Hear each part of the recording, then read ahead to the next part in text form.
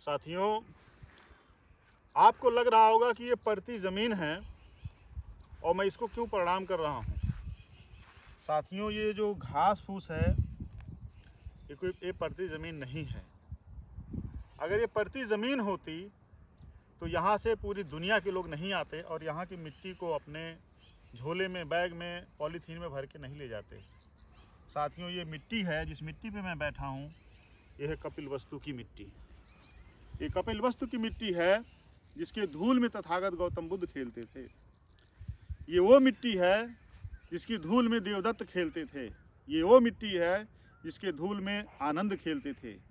ये वो मिट्टी है जो तथागत गौतम बुद्ध के पुरखों को पाली और पोसी है।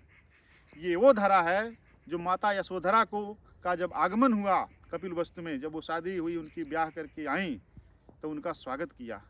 ये वही कपिलवस्तु की धरती है, वो भूमि है जब सिद्धार्थ गौतम तथागत गौतम बुद्ध बन करके कपिलवस्तु में पधारे तो पुनः इसी धरती ने स्वागत किया।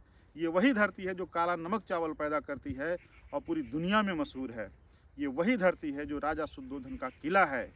लेकिन साथियों, इतिहास संस्कृतियों के निर्माण के और उनके तबाह बर्बादी के क्रम में अगर हम देखते हैं तो बौद्ध धर्म की भारत में जिस तरह से विकास हुआ, विकास हुआ, तमाम पाली भाषाएं, प्राकृत भाषाएं, धम्म लिपि का आगाज़ हुआ और उनका विकास हुआ। इस क्रम में अगर हम साथियों देखते हैं तो बौद्ध धर्म पूरी दुनिया में फैल जाता है। लेकिन साथियों, आज हमारे वीडियो बनाने का मकसद और आपको एक विशेष चीज़ दिखाने का मकसद है। आपको हम ऐसे ऐतिहासिक कुएं को दिखाएंगे जिसपे पुरातत्व विभाग की भी नज़र नहीं गई है और आर्कियोलॉजिकल सर्वे ऑफ इंडिया की नज़र ना जाने की वजह से आज भी यह कुआं अलग थलग पड़ा हुआ है। तो कैमरामैन हमारे दिखाएंगे, हमारे साथ आएंगे। वो ऐसा ऐतिहासिक कुआं जिसका पानी कभी तथागत गौतम बुद्ध पीते थे। साथियों, आप देख रहे होंगे ये जो मिट्टी है आर्कियोलॉजिकल सर्वे ऑफ इंडिया की खुदाई के द्वारा निकाली गई मिट्टी है। लेकिन ये वो मिट्टी ये बता रही है कि यहाँ पे राजा शुद्धोधन के जो किले के ध्वंसावशेष हैं, जो कुएं हैं और तमाम जो निर्माण कार्य उस समय हुए थे वो आज भी यहाँ पे विद्यमान है।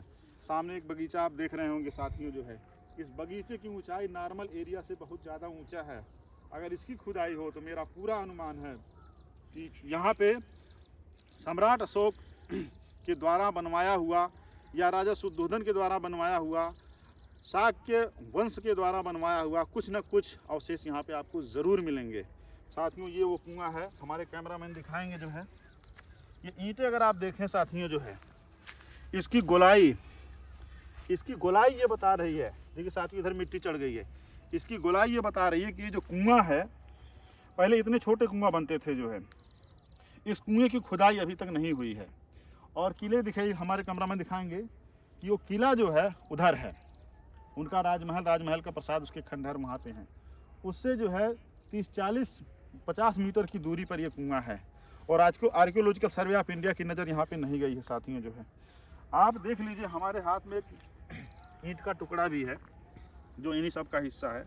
तो मैं आर्कियोलॉजिकल सर्वे ऑफ इंडिया से कहना चाहता हूँ और भारतीय संस्कृति और विभाग और पर्यटन मंत्रालय से भी कहना चाहता हूँ कि जितना भी एक्सवेक्टेड जो स्थान हैं जिनकी खुदाई नहीं हुई है, उनकी खुदाई करवाई जाए और खुदाई करवा करके जो है रियल इतिहास को हमारे सामने लाया जाए। तो साथियों, जो है इस कुएं को आप एक बार पुनः देख लें, जो है ध्यान से, थोड़ा सीधा आ जाओ। साथियों, पूरी दुनिया में करोड़ों बौद्ध आबाद हैं। पूरी दुनिया में बुद्ध के नाम पे तमाम विश्वविद्यालय, लाइब्रेरी बनी हुई हैं। लेकिन साथियों, जिन कुओं ने, तालाब ने, झील पोखरों ने, जिस खेती बाड़ी ने तथागत गौतम बुद्ध को पाला, वो डिबेट से बाहर नहीं होने चाहिए। साथियों, ये कुआं नहीं है, ये कुआं महज पानी का कुआं नहीं है जो आपकी सभ्यता का निर्माण करती है, जो जीव का निर्माण करती है। उसकी अपनी एक अलग महत्ता है, उसको उस पॉइंट ऑफ व्यू से देखना चाहिए।